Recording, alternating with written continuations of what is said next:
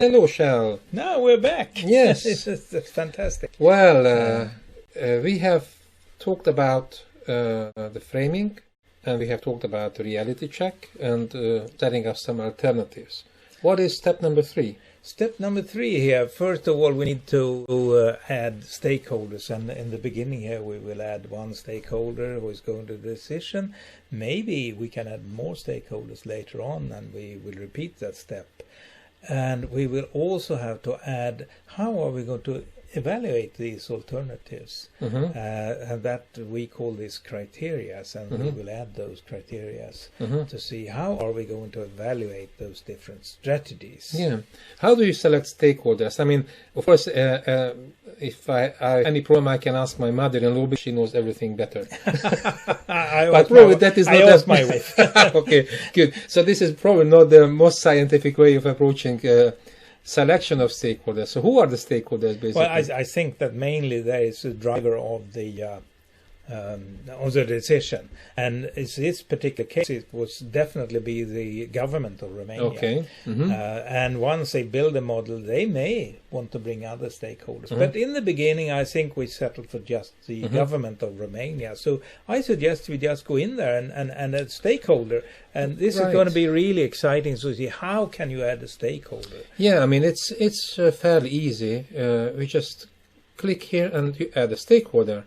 And we can say I'm just taking your keyboard. The keyboard, yes. You said Romanian government. Now yes. Maybe I should spell it a little bit better because it's Romanian government. Yes, okay. I think they would love that. Yes. So that's the first step. Now we have actually added a stakeholder. Can it remain one?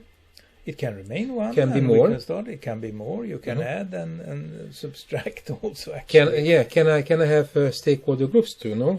Yes, so you can have stakeholder groups too. Okay, so basically the software allows me to play around this. Okay, and here it goes the same. So I can actually add a lot of supporting information, description, and so on. I will not describe the Romanian government now because that would be silly. That could be politically sensitive, perhaps. You never know. Yes. But I think that once we have done that here, now we need to add what we call criteria. Okay. And these now will add the criteria. And I think that one very important thing is, of course, direct fatalities. Yes. That's of course we don't want to have these. So this is a quite important criteria, right? Wait, I just I save it. And now I have added a criteria. Now the system, yes, and now we add the one more criteria, and that could be economics. Okay, I added that. That's great. Yes, I want to change it. I'm aware that this is now. Yes, and social and behavior. Okay, aspects, right? So social and behavioral functions. You know, if we're going to have to do lockdowns, are we going to keep the schools open or not? Okay. So there's quite a long descriptions you really should need to describe all this, and then the effects on public and governance.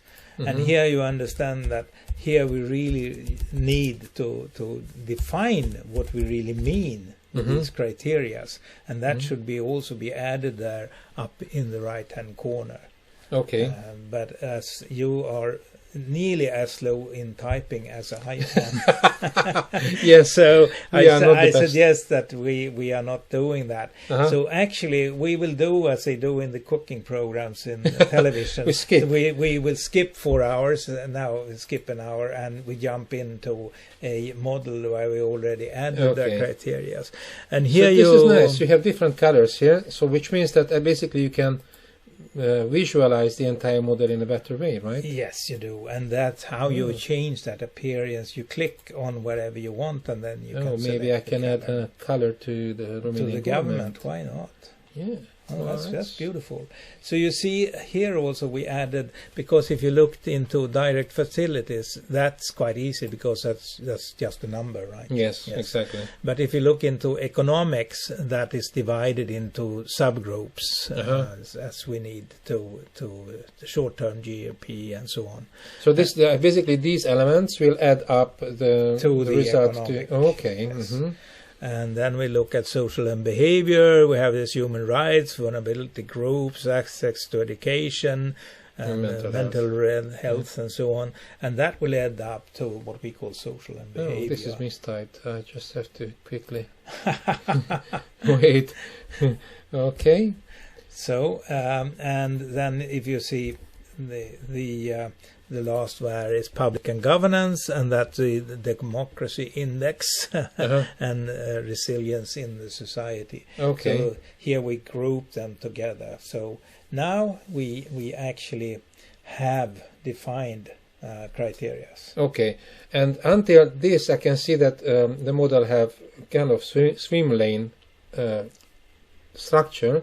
So I know that everything that falls into one swim lane is the same category of nodes, right? Yes, correct. Okay. So should we have had a hierarchy of stakeholders, that would have been showing up in the swim lane of stakeholders. And okay. So, and we also see that the criteria there is also a swim line for criteria. Okay. It seems to be fairly easy to actually build up the model itself. What requires some focus and concentration and efforts for the organization is to have meaningful elements of the decision model. So if we just don't sketch up anything, we know what. And I think, as you see, to me, this is very nice to have a place at least to store this and to visualize this, because now all of a sudden you sort of have a picture of the problem. Yes, exactly. And I find it really fantastic that basically you have every supporting information in one place. Well, that's amazing. Yes. Well, good. Then we have gone through basically the first 4 steps so far. Correct. Or maybe not even taking the 4th into consideration completely, because then we have to talk about some risks. But that is in the next video. That's the next step. We will talk about the risk and how to evaluate these. Okay. So that's the 4th step. So we are really halfway through now. Very good then. Okay, thank you, Shell. Thank you. See you later then. See you.